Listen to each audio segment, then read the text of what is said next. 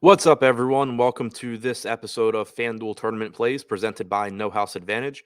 All new users to No House Advantage receive a $25 deposit bonus with the code Awesemo.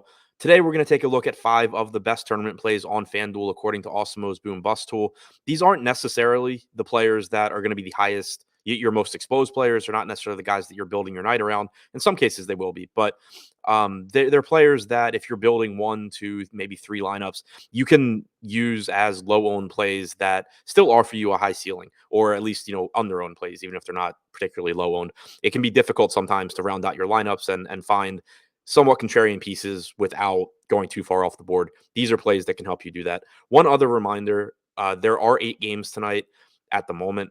There is a ton of injury news. This is the first day that the NBA is testing all of their players, regardless of vaccination status or symptoms. So we're just going to be getting guys ruled out throughout the day, most likely. Be sure to tune into the Deeper Dive show. Be sure to tune into Live Before Lock for more up-to-date information. Because a lot of things are going to change. So now let's take a look at the top 5 tournament options on FanDuel as of right now. Coming in at number 5, DeJounte Murray, $9,000. He is projected for 12% ownership, 16% chance of being in the optimal lineup. He has a difficult matchup against the Utah Jazz. They're one of the more efficient defenses in the league.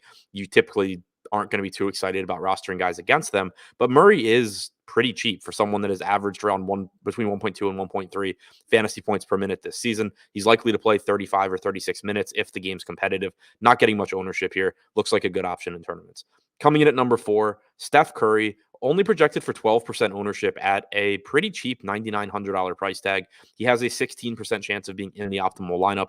On one hand, his game isn't really suited for FanDuel scoring. You don't get any bonus points for 3-pointers. We know that that's where a lot of Curry's value comes from, but he's also just cheap here for someone that is still capable of going for 40 plus actual points. Jordan Poole will not be playing for the Warriors tonight. He's in the health and safety protocols, so that is potentially a little bit more usage for Curry. Not that Poole really takes many shots away from Curry. The offense obviously runs through Steph, but it's pretty clear that Poole is going to be replaced by a lower usage player. So there should be even more work for Steph Curry here. Coming in at number 3, Tyus Jones, projected for 11% ownership as a $5,800 point guard in a very, very good matchup against the Sacramento Kings. Jones has an 18% chance of being in the optimal lineup.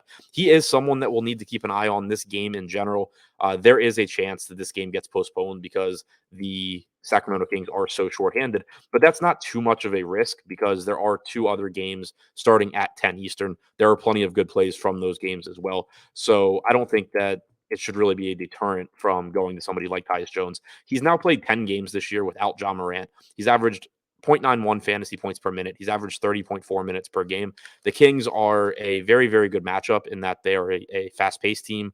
They don't play much defense. Jones looks like a solid target. Number 2, Andrew Wiggins, projected for 13% ownership with small forward eligibility, $5,900 in a mediocre matchup against the Boston Celtics. But Wiggins is someone that I think could take a step up with Jordan Poole out.